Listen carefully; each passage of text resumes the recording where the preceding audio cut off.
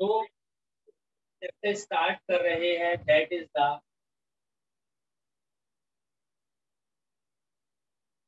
Animal kingdom. जब मैं animal kingdom के बारे में बात करता हूँ, जैसा कि पता है कि हमारे पास डिफरेंट टाइप्स की लाइफ, ठीक है, जिसको 5 कैटेगरी के अंदर कैटेगराइज किया है। मोनेरा, प्रोटिस्टा, फंजाई, प्लांटे और एनिमीलिया। मोनेरा, प्रोटिस्टा, फंजाई के बारे में चैप्टर नंबर 2 बायोलॉजिकल क्लासिफिकेशन में हम लोग पढ़ चुके हैं, और प्लांटे के बारे में चैप्टर नंबर 3 प्लांट किंगडम में हम लोगों ने पढ़ा, और आज नया चैप्टर स्टार्ट हो रहा है, that is the animal kingdom. तो हम लोग यहाँ देखते हैं कि हमारे पास डिफरेंट टाइप्स के animals, different types of animals. और अर्थ के ऊपर जितनी भी लाइफ प्रेजेंट है, ऐसा बोला जाता है कि 1.7 to 1.8 million known species. Total species जो है वो 30 मिलियन स्पीशीज अर्थ के ऊपर, और उसमें से 1.7 टू 1.8 मिलियन नॉन स्पीशीज, यानी जिनके बारे में पता है। पता है, देखो पता तो मुझे बाकियों के बारे में भी है, गॉट इट, पता तो बाकियों के बारे में भी है, लेकिन उनकी कैरेक्टरिस्टिक्स नहीं पता। ये पता है बस वो लिविंग है, ये नहीं पता वो बैक्टीरिया है, फंजाई है, वायरस है, क्या चीज है। जस्ट एन एग्जांपल, अगर मैं आपसे पूछता हाइड्रा, तो हाइड्रा क्या चीज होती है? प्लांट है, एनिमल है, वायरस है, बैक्टीरिया, फंगस है, क्या चीज होती है हाइड्रा? मान 6 क्लास से पढ़ रहा होगा आपको, ठीक है ना। आपने बोला बैक्टीरिया, क्या लगता है? आप छोटी क्लासेस से पढ़ रहे हैं, मैसेज में आंसर डाल सकते हो बेटा, व्हाट इज हाइड्रा। ठीक है, तो आयुष धामा ने, हाँ ठीक है, हमने ये hydra is basically N aquatic animal. Hydra जो होती है, यश बैक्टीरिया नहीं होता, hydra is an aquatic animal, वो एक्वेटिक एनिमल है। उसके अंदर ग्रोथ होती है, प्लांट लाइक होती है, but it is an aquatic animal. चलो, तो वही चीज मैं आपसे कह रहा हूँ कि पता नहीं है क्या है। तो 1.7 टू 1.8 मिलियन नॉन स्पीशीज है, जिनकी कैरेक्टरिस्टिक्स को आइडेंटिफाई कर चुके हैं हम लोग। और ये जितनी भी स्पीशीज है, इनके अंदर 1.7 टू 1.8 मिलियन के भी 70% एनिमल्स है, और बाकी जो है रेस्ट ऑफ द लाइफ। और इन 70% एनिमल्स के भी 70% हमारे पास स्मॉलर ऑर्गेनिजम्स आते हैं, इंसेक्ट्स वगैरह आते हैं, बाकी जो है वो दूसरे टाइप के ऑर्गेनिजम्स है। तो जितने भी ये एनिमल्स होते हैं, इनको हम कैटेगराइज करते हैं डिफरेंट डिफरेंट फाइलम के अंदर। जैसे प्लांट्स के डिवीजन होते हैं, इसी तरह के एनिमल्स के हमारे पास क्या होते हैं बच्चे? फाइलम होते हैं।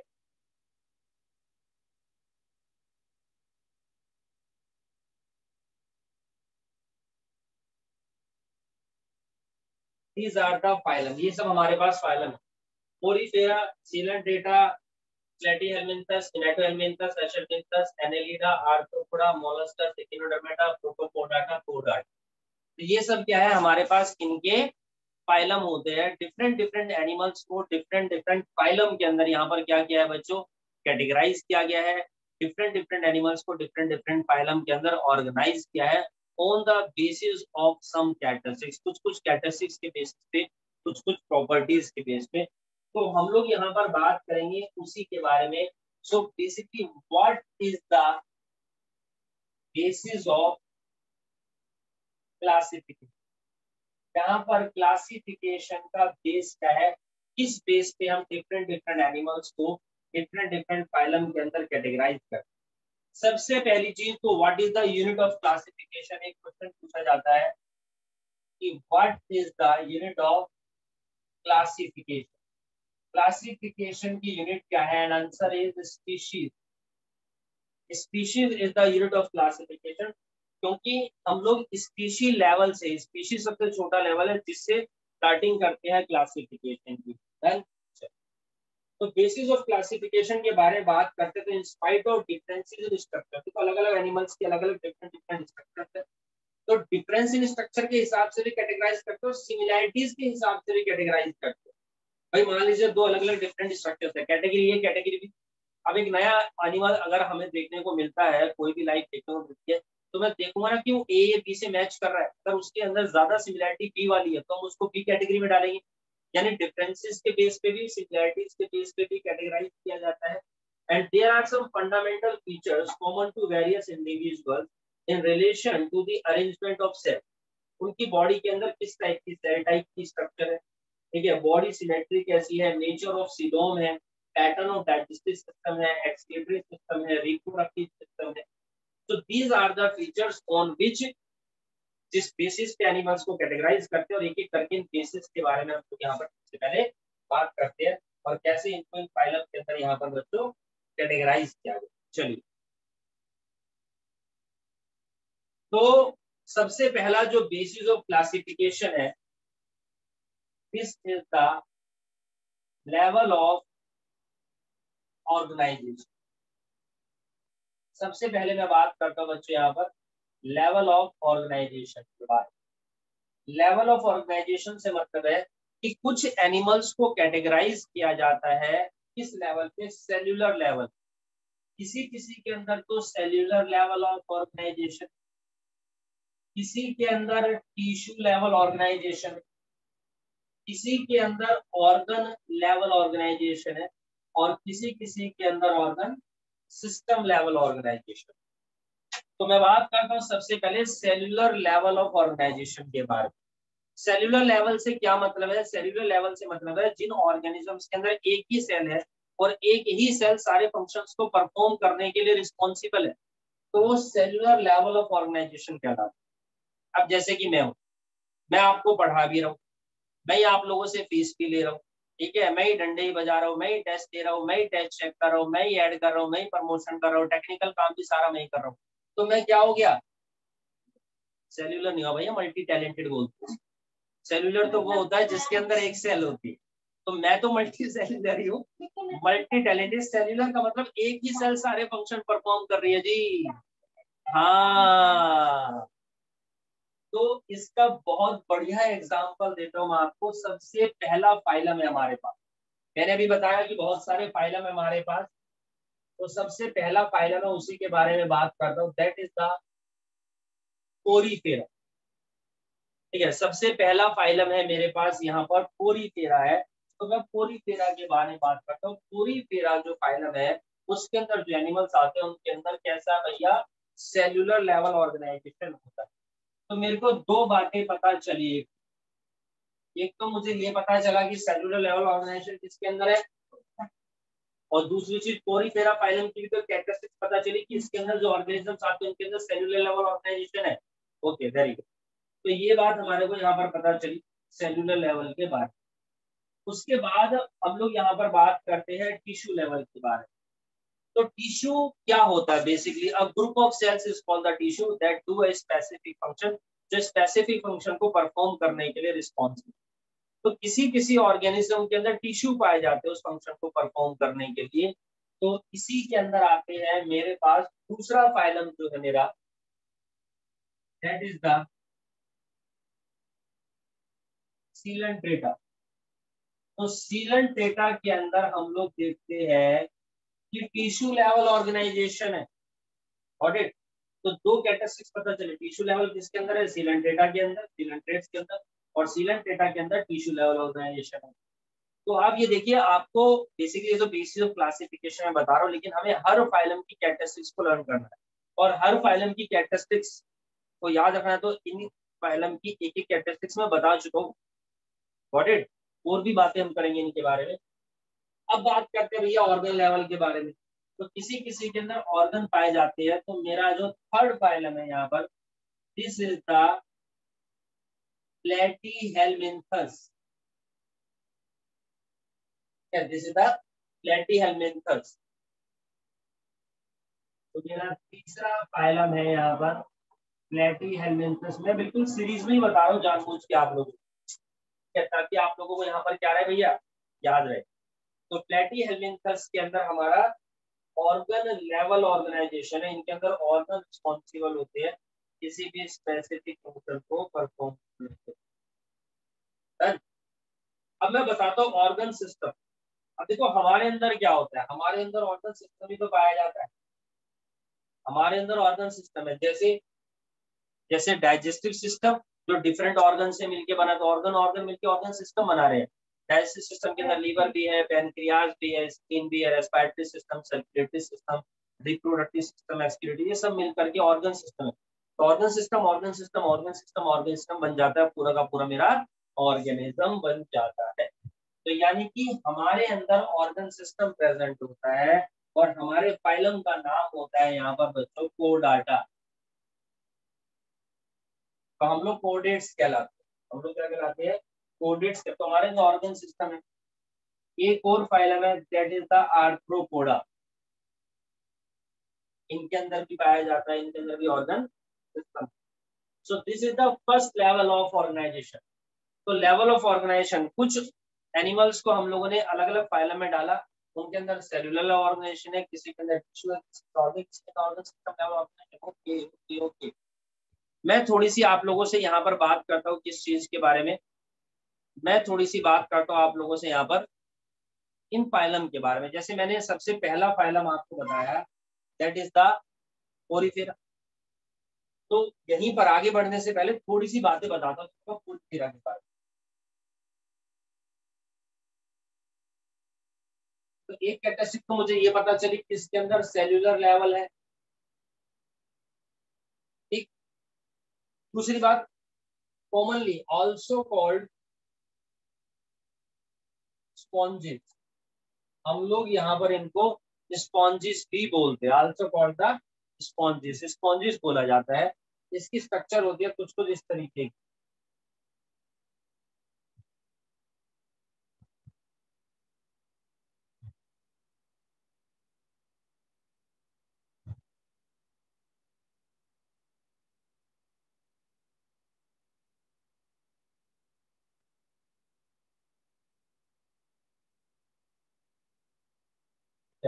कुछ कुछ इस तरीके की स्ट्रक्चर, नाम से ही पता चला। देखो पोरी पोरी पोरी पोरी पोर्स, यानी कि इनकी बॉडी के अंदर हम लोग यहाँ पर क्या देखते हैं बच्चों? पोर्स प्रेजेंट होते हैं। और ये माइन्यूट पोर्स होते हैं जिनको मैं बोलता हूँ यहाँ पर ओस्टिया। ये माइन्यूट पोर्स होते हैं जिनको हम यहाँ पर क्या बोलते हैं बच्चों? ओस्टिया बोला जाता है। और ये हैबिटेट बताओ तो एक्वेटिक हैबिटेट में पाए जाते हैं। इनका हैबिटेट कैसा है? एक्वेटिक, पानी में पाए जाते हैं। दूसरी चीज आप देखेंगे, रूट लाइक स्ट्रक्चर इनके अंदर प्रेजेंट है, यानी ऐसे एनिमल है भैया जो कि नॉन मोटाइल होते हैं। तो आप देखिए नाम से ही हमारे को पॉइंट्स डिराइव करें, जैसे पोरी से पोर्स निकाल लिया, सेल्यूलर लेवल दूसरी कैटेगरी पता चल गई, डायग्राम देख करके ये भी पता चल रहा है कि नॉन मोटाइल होंगे। तीन प्रॉपर्टी तो ऐसी पता चल गई। डायग्राम से चौथी प्रॉपर्टी पता चल रही है कि इनके अंदर पोर्स होते हैं जिनको ओस्टिया बोला जाता है। एक प्रॉपर्टी और पता चल रही है कि सर ये पानी वाले हैं, एक्वेटिक है और इनके अंदर पोर्स है, तो इनके अंदर पानी भी घुसता होगा, इनके अंदर पानी भी तो जाता होगा। फिर तो इनके अंदर मैं क्या देखता हूँ, यहाँ से इस तरीके से वाटर एंट्री मारते हैं पोर्स में से और ऊपर से निकल जाता है। अब ऊपर भी एक पोर होता है जिसको मैं बोलता हूँ ऑस्क्यूलम। तो पानी यहाँ से जा रहा है, यहाँ से निकल रहा है, तो there is a formation of water canal system. इस तरीके से इनके अंदर यहाँ पर एक वाटर कैनाल सिस्टम बन गया। क्या बन गया इनके अंदर? यहाँ पर there is a formation of water canal system. इनके अंदर यहाँ पर वाटर कैनाल सिस्टम बन गया जिसके थ्रू डाइजेशन भी होगा, जिसके थ्रू एक्सक्रीशन भी होगा। ओके, वेरी गुड, अच्छी बात। तो हमें कोशिश करने की पॉइंट से ही पॉइंट को डिराइव करना है, ठीक। ध्यान से देखिए कि इनके बीचों बीच यहाँ पर ब्लैंक स्पेस है। मान लीजिए तो ऐसा भी दिखा रखा है, मान लीजिए क्या है मेरे पास यहाँ पर, ये मेरे पास पोरीफेरा स्पॉन्ज है, इस तरह का सिलेंडर लाइक स्ट्रक्चर दिखती है आपको।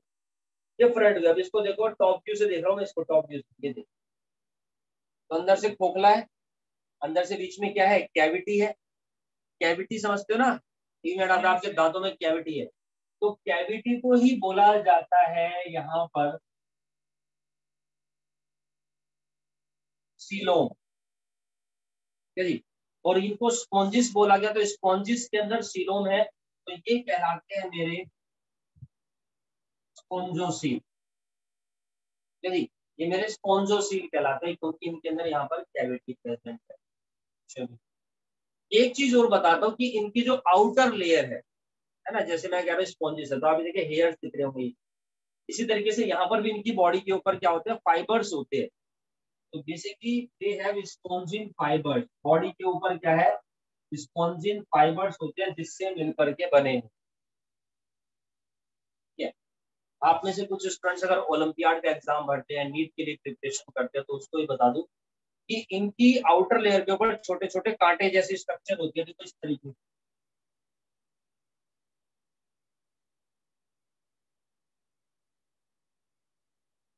बिल्कुल इस तरीके की स्ट्रक्चर।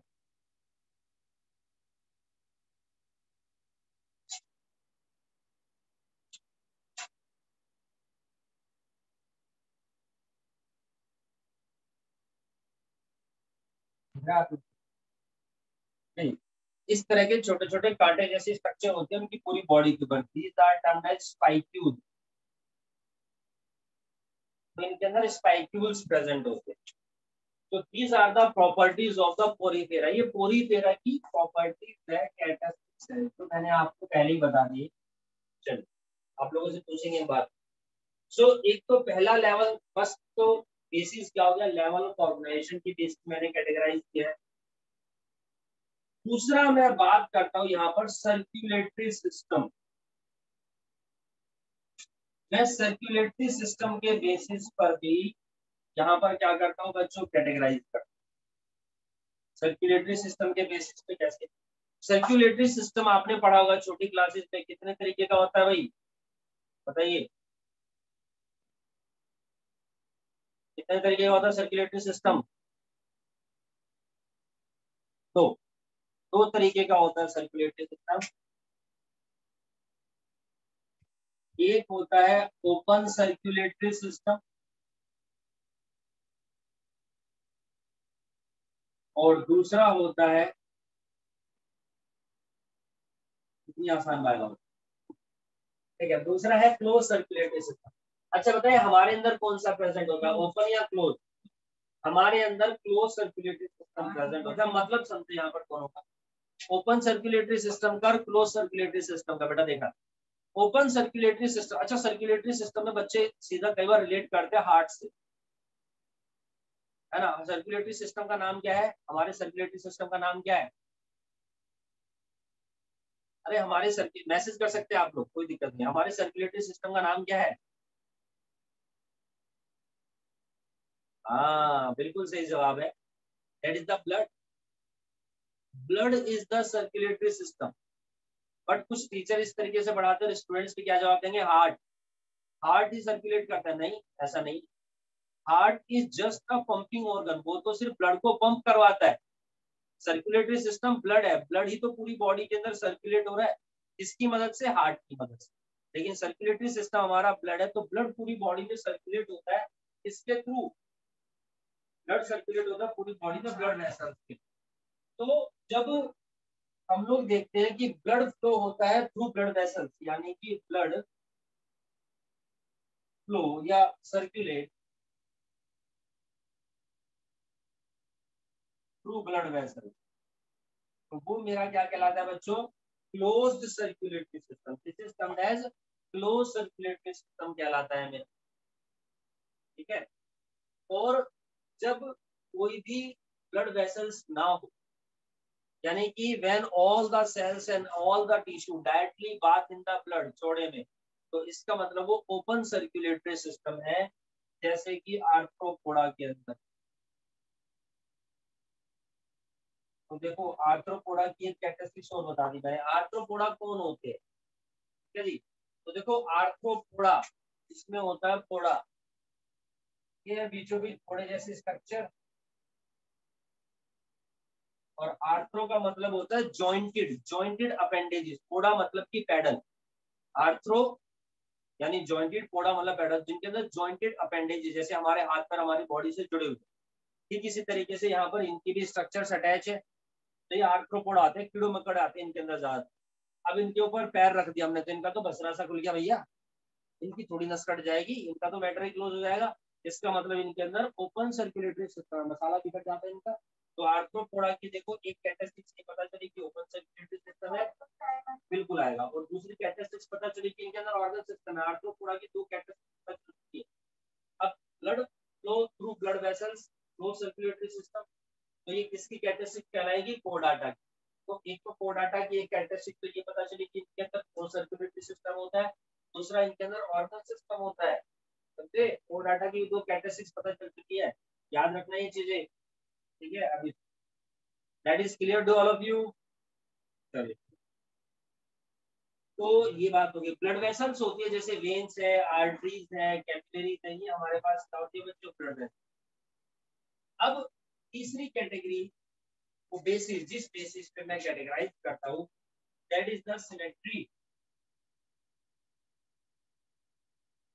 मैं सिमेट्री के बेस पे भी क्या कर रहा हूँ यहाँ पर बच्चों, कैटेगराइज कर।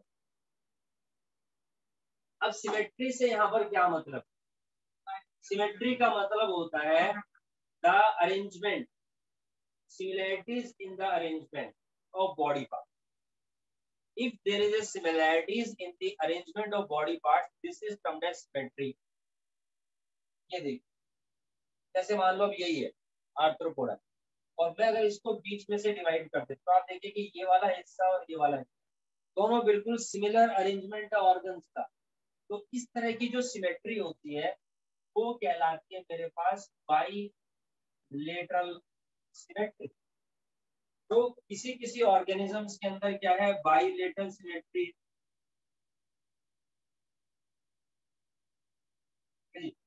किसी किसी के अंदर हम लोग यहाँ पर क्या देखते हैं बच्चों, बाइलेटरल सिमेट्री होती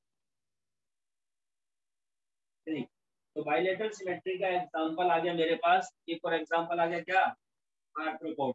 तो आर्थ्रोपोड्स की तीसरी कैटेगरी मुझे पता चल, क्लियर है। तो इसके अंदर आते हैं आर्थ्रोपोड्स, इसके अंदर आते हैं एनेलिडा, है ना, कभी लीडा कभी कीड़ा। तो जिसमें कीड़ा होता है, तो जो कीड़े वगैरह होते हैं ना वो एनेलिडा के अंदर काउंट होते हैं। तो ये हमारे पास बाइलेटरल सिमेट्री के अंदर काउंट आते हैं। इवन हम लोग जो वर्टिब्रेट्स होते हैं वो भी, उनके अंदर भी बाइलेटरल सिमेट्री होती है। पता है हमारे अंदर ही बाइलेटरल सिमेट्री है। याद को आपने महाभारत देखी है, पुराने वाली, ओरिजिनल वाली। तो उसमें देखा होगा महाभारत में एक युद्ध चल रहा था भीम का और जरासंध का। तो जो भगवान श्री कृष्ण थे उन्होंने बोला था कि जरासंध को मार रहा था लेकिन मर नहीं रहा था, तो उन्होंने बोला था जरासंध की बाइलेटरल सिमेट्री कर दो, है ना। तो उसमें भीम ने क्या किया था, जरासंध को उसकी टांग पे टांग रख के बीच में से फाड़ दिया था, एक हिस्सा उधर फेंक दिया, एक हिस्सा उधर फेंक दिया। This is called the bilateral. चलिए, अब होती है, एक होती है रेडियल सिमेट्री।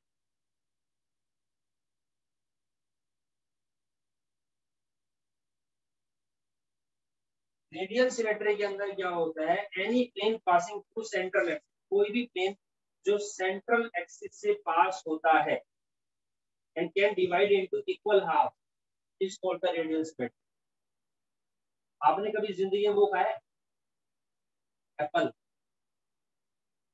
तो आपने देखा वो एप्पल को कट करने का कटर आता है ना, उसके ऊपर रखते हैं दब, वो जो बीच वाला पोर्शन होता है स्कूल में, तो बाकी उसकी इक्वल फाक हो जाती है, इक्वल हाफ हो जाते हैं। रेडियल सिमेट्री नहीं है ये, देखिए इस तरीके से स्ट्रक्चर है और ये सेंटर में आया, लेकिन ये रेडियल सिमेट्री हो। तो इसके एग्जांपल है मेरे पास यहाँ पर हाइड्रा, हाइड्रा है, जेलीफिश है, इनके अंदर रेडियल सिमेट्री होती है। सर हाइड्रा कौन से फाइलम में आता है, अरे भैया सीलन के अंदर, सीलन का ही एग्जांपल है मेरे पास हाइड्रा। समझे, तो हमें क्या पता चलता है कि हाइड्रा सीलन का, तो देखो एक एग्जांपल भी पता चल गया मुझे सीलन का। दूसरी प्रॉपर्टी ये पता चली टिश्यू लेवल ऑर्गेनाइजेशन है, और तीसरी प्रॉपर्टी रेडियल सिमेट्री होती है। ठीक है, अब जैसे हमने पोरी फेरा से वर्ड ड्राइव किया था, पोरी पोरी पोरी पोरी पोरी, इसी तरीके से देखो जो दूसरा फाइलम है सीलन डेटा से हम वर्ड ड्राइव करेंगे सीलन, सिलोम, सिलोम मतलब कैविटी। तो हाइड्रा के अंदर भी क्या होती है, कैविटी होती है बीचों। ठीक है, हाइड्रा के अंदर भी कैविटी होती है, हाइड्रा की स्ट्रक्चर किस तरीके की होती है, जिसके अंदर माउथ होता है जिसको हम हाइपोस्टोम बोलते हैं, ये टेंटिकल्स। तो देखो किस तरीके से बीच में से कट होगा। तो सबसे पहली बात तो रेडियल सिमेट्री हो गई, लेकिन ये भी अंदर से कैसा है, खोखला है कि अगर आप लोग चाहेंगे तो मैं आपको इनके डायग्राम जूम करके कट करके दिखा दूं, पढ़ाई कोड को। तो चलिए इसके अंदर भी बायलैटरल, सॉरी रेडियल सिमेट्री होती है, अंदर से कैविटी होती है। तो देखो एक प्रॉपर्टी और पता चली, कैविटी होती है। तो कुछ कुछ ऐसे होते हैं जिनके अंदर कोई सिमेट्री नहीं है, कुछ कुछ ऐसे होते हैं जिनके अंदर कोई भी सिमेट्री नहीं है और जिनके अंदर कोई भी सिमेट्री नहीं होते वो मेरे कहलाते हैं एसिमेट्रिकल, जिनके अंदर कोई भी सिमेट्री नहीं है। अब ये देखिए, जैसे मेरे पास क्या है बच्चों यहाँ पर पोरीफेरा। अब अगर मैं इसको यहाँ से बीच में से कट भी करता हूँ तो इनके किसी भी कीमत पर इक्वल हाफ्स नहीं होंगे, इक्वल पार्ट्स नहीं होंगे, यानी कि पोरीफेरा के अंदर कोई भी सिमेट्री नहीं है, यानी कि क्या होते हैं एसिमेट्रिकल।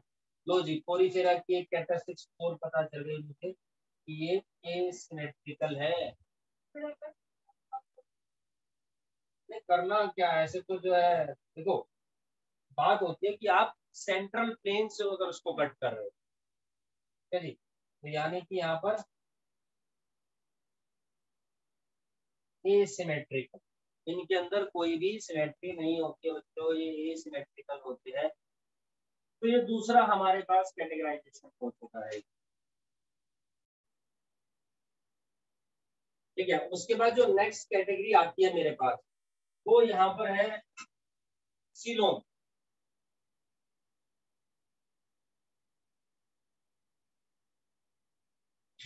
सीलोम मतलब कि कैविटी, कैविटी मतलब कि प्लैंक, चलिए। तो किसी किसी की बॉडी के अंदर हम लोग क्या देखते हैं, कैविटी प्रेजेंट होती है। तो जिनकी बॉडी में कैविटी प्रेजेंट होती है वो कहलाते हैं मेरे पास सीलोमेट। वो क्या कहलाएंगे भैया, तो मेरे पास सीलोमेट कहलाते हैं, यानी बॉडी कैविटी। तो सीलोमेट के अंदर आते हैं मेरे पास एग्जांपल में एनेलिडा, और हम लोग भी आते हैं भैया कोर्डेट्स, है ना। अब हमारे पेट के अंदर, स्टमक के अंदर, इंटेस्टाइन के अंदर, ठीक है जी, इनके अंदर कैविटी होती है, हार्ट के अंदर होती ना होती, तभी तो इनके अंदर कॉन्ट्रैक्शन एक्सपेंशन मूवमेंट हो रही है।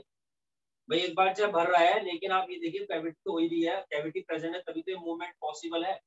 तो हमारे अंदर भी कैविटी पाई जाती है। तो सीलोमेट यानी कि आपके कोडेट्स होते हैं, इसके अंदर एनेलिड्स आते हैं। कुछ कुछ ऐसे होते हैं जिनके अंदर कैविटी प्रेजेंट नहीं होती, वो कहलाते हैं एसीलोमेट। अब देखिए मेरे पास यहाँ पर तीसरा फाइलम है प्लेटी हेल्मिन्थस। प्लेटी प्लेटी प्लेन प्लेन प्लेन, बिल्कुल प्लेन बॉडी होती है प्लेटी हेल्मिन्थस, ठीक है जी। तो इसी वजह से प्लेन बॉडी होती है, तो एक तो हम इनको प्लेटफॉर्म बोलते हैं, प्लेटफॉर्म तो सुना होगा आप लोगों ने। प्लेटफॉर्म ही प्लेटी हेल्मिन्थस होते हैं और इनकी बॉडी में कोई भी कैविटी नहीं होती। ये सीलोमेट्स होते हैं हमारे पास। सीलोमेट मतलब कि जिनकी बॉडी के अंदर कैविटी पाई जाती है वो सीलोमेट्स हो, जिनकी बॉडी में कैविटी नहीं है वो ये सीलोमेट्स है। अब ये देखिए ना, ये देखिए ये क्या है, प्लेटिहेल्मिन्थस। तो इसकी बॉडी में कहीं पर कोई कैविटी है, कोई भी कैविटी नहीं, बिल्कुल प्लेन स्ट्रक्चर है।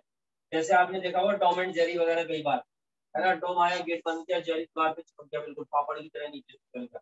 नहीं, बॉडी में कैविटी खत्म होगी भैया, समझ लो, बिल्कुल पापड़ प्लेन स्ट्रक्चर है बिल्कुल, यानी कि ए सीलोमेट्स कोई कैविटी नहीं है। यहाँ पर एनालिड्स के अंदर, कोडेट्स के अंदर क्या होता है, कैविटी। देखो एनालिड्स कैसे चलते हैं, यूं तो चलते हैं, तो क्या करते हैं, एक ऑर्गन आगे खिसकाएंगे फिर उसके साथ पीछे उससे चिपक के आगे होता है, फिर आगे फिर पीछे, फिर इस तरह की चलता रहता है, तो मूवमेंट हो पा रही है। और भी बहुत सारी चीजें, जैसे आपने देखा हो कभी किसी सांप को अगर कोई चीज खाते हुए निकलते हुए इस तरीके से मूवमेंट होती है, या थम्स अप पैड आता है ना। तो ये कैविटी है यहाँ पर भैया, तभी तो इस तरीके से चीजें निकलती हुई जा रही। और भी बहुत सारे हमारे लीवर के अंदर है, हमारे हार्ट के अंदर है, हमारे स्टमक के अंदर है, हमारे फूड पाइप के अंदर है। That's the reason that it movement हो पा रही है। बट प्लेटफॉर्म के अंदर कोई कैविटी नहीं है, तो ये सीरोमेट, जिसके अंदर कैविटी है वो क्या कहलाते हैं, हमारे सीरोमेट कहलाते हैं। अब मैं देखता हूँ कि किसी किसी के अंदर कैविटी है भी और किसी के अंदर कैविटी नहीं भी है, यानी कि कैविटी पाउच में पाई जाती है। This is called the pseudocoelomate. वो कौन कहलाते हैं जी, सूडो सीरोमेट। सूडो मतलब की फॉल्स, सूडो मतलब की फॉल्स, यानी झूठ मूठ, है ना, लाई।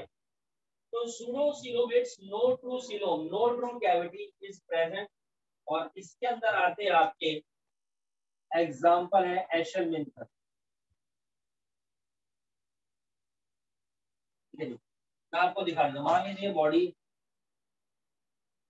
ये इंटरनल सेल है, ये आउटर सेल लेयर है, और ये देखिए यहाँ पर कैविटी प्रेजेंट है पाउच, ये कैविटी है, बाकी सब ये फिलर है। तो कहीं कहीं पर कैविटी है, कहीं कहीं पर नहीं है, तो ये मेरे सूडोसीलोमेट्स कहलाते हैं। जब हम इन फाइलम के बारे में डिटेल में पढ़ेंगे तब आपको और ज्यादा क्लियर होगा यहाँ पर क्या मतलब इस बात का। लेकिन एक चीज समझ में आए कि किसी किसी ऑर्गेनिजम्स की, किसी किसी लाइफ की बॉडी के ऑर्गन्स के अंदर कैविटी होती है, किसी में नहीं होती, और किसी में पाउच में प्रेजेंट है। तो जिनमें कैविटी है वो सिलोमेट, जिनमें नहीं है ये सिलोमेट, पाउच में प्रेजेंट होती है वो सूडो सिलोमेट्स कहलाते हैं, जैसे कि एशेलमिंथस। तो एक कैटासिस आपको एशेलमिंथस की पता चली, एक कैटासिस प्लैटिहेलमिंथस की पता चली, और कोडाटा की एक और कैटासिस पता चली साथ साथ एनेलिडा। ठीक है, तो हम सिलोम बेस पे कैटेगराइज करते हैं। एक कैटेगरी के बारे में और बात करते हैं, उसके बाद ये आगे बढ़ेगी। That is the germ layer. जो पुराने स्टूडेंट्स हैं मुझसे पहले भी पढ़े हुए हैं, 9th से 10th, उन्हें पता होगा जर्म लेयर, या फिर इन्हीं को बोला जाता है एम्ब्रियोनिक लेयर। जर्म लेयर बोल दो, एम्ब्रियोनिक लेयर बोल दो, क्या है ये। तो क्या होता है बेसिकली कि अब हम लोग है, जैसे हमारी सेल होती है, हमारी बॉडी किससे बनी है, सेल से बनी। हमारे अंदर ऑर्गन सिस्टम है, ऑर्गन सिस्टम ऑर्गन से मिलके बनते हैं, ऑर्गन टिश्यू सिस्टम से, टिश्यू सिस्टम टिश्यू से, टिश्यू सेल सिस्टम से, सेल सिस्टम सेल। सेल किससे बनी होती है वो भी बताएंगे, है ना। नीट वाले बैच में आजकल चलती रहा हुआ है, मेडिकल वाला बैच। तो फिलहाल समझो ये सेल है, तो हम लोग क्या देखते हैं, इन सेल की भी लेयर्स होती है बेटा, इन सेल की लेयर्स होती है। तो किसी सेल की सिंगल लेयर है, किसी किसी सेल की डबल लेयर है, और किसी किसी सेल की 3 लेयर होती है। ठीक है। अब जिस ऑर्गेनिजम्स की सेल के अंदर 3 लेयर है, इसका मतलब वो ज्यादा मैच्योर है, ऑब्वियस सी बात है, वो ज्यादा डिफरेंशिएट है। तो जिन ऑर्गेनिजम्स की सेल के अंदर 3 लेयर होते हैं वो कहलाते हैं ट्रिप्लोब्लास्टिक। ट्रिप्लो यानी कि ब्लास्टिक मतलब कि ये सेल्स की लेयर। ठीक है, अभी इतना समझ। ये है मेरे पास डिप्लोब्लास्टिक, और जिसके अंदर सिंगल लेयर है वो तो बात ही करते हैं। आपने हो सकता है वर्ड कभी पहले सुना हो, ब्लास्टिक सुना है कभी word, plastic, blastula, blastomere, blastocyst. याद करिए जब आप 10th क्लास में थे, एक चैप्टर पढ़ा था रिप्रोडक्शन। तो जहां पर जब एग और स्पर्म का फर्टिलाइजेशन हो जाता है, तो फर्टिलाइजेशन के कारण जाइगोट की फॉर्मेशन होती है। अब जाइगोट यूनिसेल्युलर है, सिंगल सेल है, लेकिन जब फर्टिलाइजेशन हो जाता है तो उसके आधे घंटे के अंदर उसके अंदर डिवीजन स्टार्ट हो जाता है। तो ये जाइगोट सिंगल सेल यूनिसेल है, लेकिन उसके बाद उसमें डिवीजन स्टार्ट होता है, 2 सेल स्टेज आ जाती है, फिर 4, 8, 16, 32 इस तरीके से। तो ये सेल मेरे पास क्या कहलाती है, ये सेल कहलाती है ब्लास्टोमेयर। फिर उसके बाद सेल्स का गुच्छा बनता है ब्लास्टोसिस्ट। ये वर्ड 10th क्लास में था, जो पुराने बच्चे पढ़े उन्होंने बताया था। तो ये ब्लास्टो वर्ड वही है। तो डिप्लो ब्लास्टिक, ट्रिप्लो ब्लास्ट। तो हम लोग ह्यूमंस, हम लोग ज्यादा कॉम्प्लेक्स ऑर्गेनिज्म है, हम लोग ज्यादा एडवांस ऑर्गेनिज्म है, तो हम लोग ट्रिप्लोब्लास्टिक होते हैं। यार ट्रिप्लोब्लास्टिक हमारी सेल्स की 3 लेयर होती है जी, किसी किसी के सेल्स की 2 लेयर होती है। अब ये देखिए जो सबसे बाहर वाली लेयर है मेरे पास, दैट इज द एक्टोडर्म। ये कहलाती है एक्टोडर्म। एक्टो यानी डर्म, और डर्म यानी कि डर्म यानी कि डर्म यानी कि डर्मिस, आउटर लेयर जो होती है स्किन की। देखा होगा आप लोगों ने, टीवी में ऐड आता है, आया मौसम ठंडे ठंडे डर्मी कूल का। तो डर्मी मतलब कि डर्मिस, स्किन, है ना। टीवी में ऐड आता है हेड एंड शोल्डर का, दुनिया के जाने माने डर्माटोलॉजिस्ट का कहना है। तो डर्माटोलॉजिस्ट कौन होते हैं, जो स्किन के डॉक्टर होते हैं, डर्मल स्पेशलिस्ट। तो डर्म यानी कि वही चीज हो गया, ठीक है ना। एक्टोडर्म मिडिल लेयर हो गई मेरे पास मेसोडर्म, और सबसे अंदर वाली लेयर हो गई एंडोडर्म। तो जिसके अंदर तीनों लेयर्स होती है, तो यही मेरी जर्म लेयर्स कहलाती है, यही मेरे पास एम्ब्रियोनिक लेयर्स कहलाती है। जब जाइगोट के अंदर डिवीजन स्टार्ट हो जाता है, जब वो धीरे धीरे कन्वर्ट होता है एम्ब्रियो के अंदर, तो एम्ब्रियोनिक स्टेज में उसके अंदर ये लेयर्स पाई जाती है, जिनको हम लोग एम्ब्रियोनिक लेयर्स। ये मेरी जर्म लेयर्स भी है, ठीक है। इनको जर्म लेयर्स क्यों बोला गया है, क्योंकि हमारी बॉडी के डिफरेंट डिफरेंट ऑर्गन्स इन्हीं लेयर से बनते हैं। जैसे आपने 10th में सुना होगा कि heart is a mesodermal origin. Heart mesodermal origin है, इसका मतलब क्या है कि हार्ट मेसोडर्म लेयर से बना है। ठीक है, हमारी स्किन आउटर लेयर एक्टोडर्म हो गई, तो अलग अलग लेयर से अलग अलग ऑर्गन्स की फॉर्मेशन होती है। कल क्लास में डिटेल में पढ़ेंगे इन सब चीजों के बारे में। ठीक है, तो कोई क्रिप्टोप्लास्टिक है, कोई ट्रिप्टोप्लास्टिक है। एक हिंट और आपको देता हूँ कैसे पता चले। जितने भी ऑर्गेनिज्म ऑर्गन सिस्टम वाले होंगे ना, गारंटेड वो ट्रिप्टोप्लास्टिक। भाई वो ट्रिप्टोप्लास्टिक है, उनकी सेल्स की 3 लेयर है, तभी तो ऑर्गन सिस्टम बन पाया। जिनके अंदर सिंगल सेल है वो सेल्यूलर लेवल, और जिनके अंदर 2 सेल है उन्होंने क्या बनाया, ऑर्गन लेवल ऑर्गेनाइजेशन या टिश्यू लेवल ऑर्गेनाइजेशन। अब इसके अंदर एक एक्सेप्शनल केस आता है प्लेटी हेल्मिंथस का, जो बहुत इंपॉर्टेंट। प्लेटी हेल्मिंथस ट्रिप्लोब्लास्टिक है, लेकिन उसके बावजूद इसके अंदर टिश्यू लेवल ऑर्गेनाइजेशन, इसके अंदर ऑर्गन सिस्टम लेवल ऑर्गेनाइजेशन नहीं। अदरवाइज जितने भी ट्रिप्लोब्लास्टिक होंगे सबके अंदर organ system. What's the reason behind it? क्योंकि इसके अंदर कैविटी नहीं होती है, जिस वजह से प्रॉपर ऑर्गन नहीं बन पाए, तो इस वजह से इसके अंदर टिश्यू लेवल ऑर्गेनाइजेशन होता है। एक बात और बता दूं भैया, कुछ कुछ किताबों में ऑर्गन भी लिखा हुआ है, ऑर्गन लेवल, ऑर्गन सिस्टम नहीं ऑर्गन लेवल।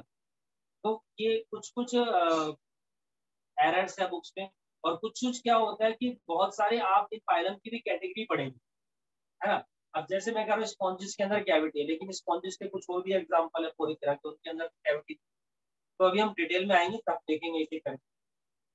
तो ये चीज हो गई मेरे पास एम्ब्रियोनिक लेयर, यानी कि जर्म लेयर की जिसको कैटेगराइज करते हैं, कुछ का मैंने बता दिया है। एक टर्म और आती है जिसको मैं बोलता हूँ भैया मेटामेरिज्म।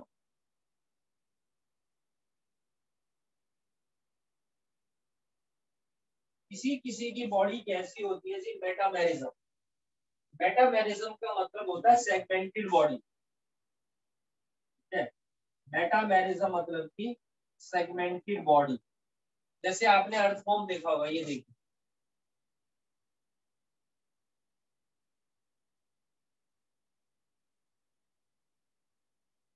तो सेगमेंटेड बॉडी है, सेगमेंट्स बने हुए, तो इसी को हम बोलते हैं मेटामेरिज्म। ठीक है, जैसे आपने कभी कॉकरोच देखा है ना, बिल्कुल चिकना चिकना कितना सुंदर होता है, शाइनी होता है। उसको पलट के देखो आप उल्टा तरफ।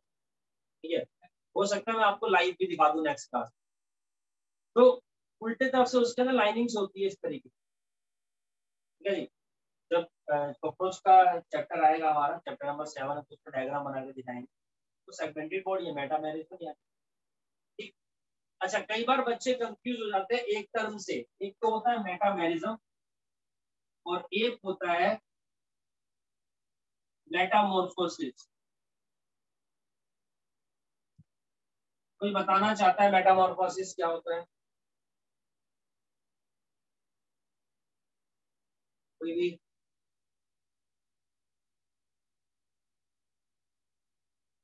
मेटामॉर्फोसिस का मतलब होता है इनडायरेक्ट डेवलपमेंट।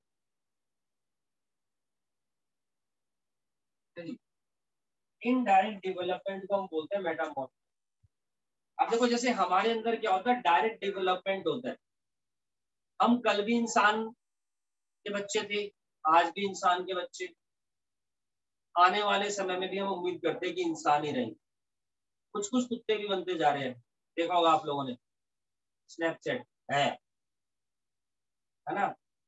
बिल्ली बिल्ली बन जाती है लड़कियां, लड़के भी जब कुत्ते कुत्ते बन जाते हैं लगा करके, ये सारी चीजें हैं।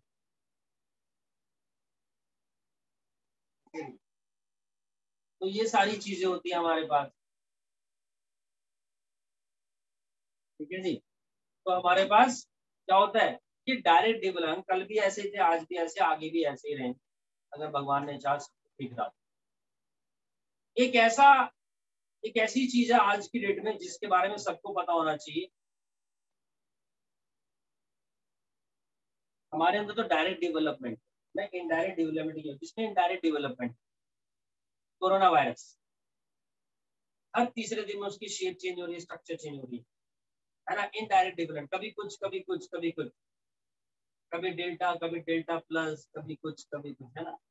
तो इनडायरेक्ट डेवलपमेंट का मतलब क्या होता है, मैं आपको थोड़ा सा क्लियरली बताता हूँ। जो आज कुछ हो रहा है, बाद में कुछ हो रहा है, देन कुछ हो रहा है। एग्जाम्पल दें, लार्वा, टेडपोल, प्यूपा। बटरफ्लाई होती है तो लार्वल स्टेज है, टेडपोल है, देन प्यूपा स्टेज है। ये इनडायरेक्ट डेवलपमेंट है। फ्रॉग के अंदर भी ऐसा होता है। तो इनके अंदर इनडायरेक्ट डेवलपमेंट है, हमारे अंदर क्या होती है, डायरेक्ट डेवलपमेंट होता है। तो कंफ्यूज मत होना मेटामॉर्फोसिस और मेटामेरिज्म में। मेटामेरिज्म मतलब की सेगमेंटेड बॉडी, और मेटामॉर्फोसिस मतलब की इनडायरेक्ट डेवलपमेंट। ठीक, एक छोटी सी टर्म और बता देता हूँ, फिर आज की क्लास फिनिश कर देंगे। There is a presence of notochord. Notochord क्या चीज होती है? तो notochord basically is a rod like structure. Notochord क्या होती है? रॉड लाइक स्ट्रक्चर होती है। जैसे हमारी बॉडी के अंदर ये देखो इधर पीछे, ये क्या है? ये स्पाइनल कोड है। तो एम्ब्रियोनिक स्टेज में हमारे अंदर स्पाइनल कोड है, लेकिन किसी किसी के अंदर ये स्पाइनल कोड जो है स्टार्टिंग में क्या होती है? नोटोकोड ही होती है, रॉड लाइक स्ट्रक्चर। तो किसी किसी में तो नोटोकोड रिप्लेस हो गई किससे? स्पाइनल कोड से, हमारे अंदर। लेकिन किसी किसी के अंदर वही होती है नोटोकोड। बॉडी फ्लेक्सिबल होती है काफी ज्यादा, छिपकली वगैरह ये सब जो होते हैं, सांप वगैरह जो है, तो इनके अंदर नोटोकोड प्रेजेंट होते हैं। तो नोटोकोड कुछ भी नहीं है। Notochord is a rod like structure, और ये भी मेसोडर्म से ही ओरिजिनेट होती है। मेसोडर्मल वॉल के पास audit found during embryonic development. जब एम्ब्रियोनिक डेवलपमेंट होता है on the dorsal side, back side में, ठीक है। एग्जांपल कोडेट्स, ठीक है। तो हमारे अंदर भी जैसे, लेकिन वो स्पाइनल कोड से रिप्लेस होते हैं, किसी किसी में नहीं। तो there is a presence of notochord. तो हम जब फाइलम के बारे में बात करेंगे तो बताएंगे किसी के अंदर नोटोकोड प्रेजेंट है, किसी के अंदर नोटोकोड नहीं है। फिर हमारे अंदर तो नहीं, आप कोडेट्स का एग्जांपल दो भैया। कोडेट्स के भी बहुत सारे एग्जांपल होते हैं। कोडेट्स की भी बाद में सब कैटेगरी होती है। जैसे कोडेट्स के अंदर आते हैं वर्टिब्रेट्स और कुछ होते हैं नॉन वर्टिब्रेट्स। तो हम लोग कौन होते हैं? वर्टिब्रेट्स, जिनके अंदर रीढ़ की हड्डी, स्पाइनल कोड प्रेजेंट। तो कोडेट्स के अंदर वर्टिब्रेट्स क्या आते हैं, नॉन वर्टिब्रेट्स क्या आते हैं। तो हम लोग वर्टिब्रेट्स आ गए जिनके अंदर स्पाइनल कोड है। बाकियों के अंदर किसी किसी के अंदर अभी भी नोटोकोड यहाँ पर प्रेजेंट है। So these are the terms, these are the basis of classification.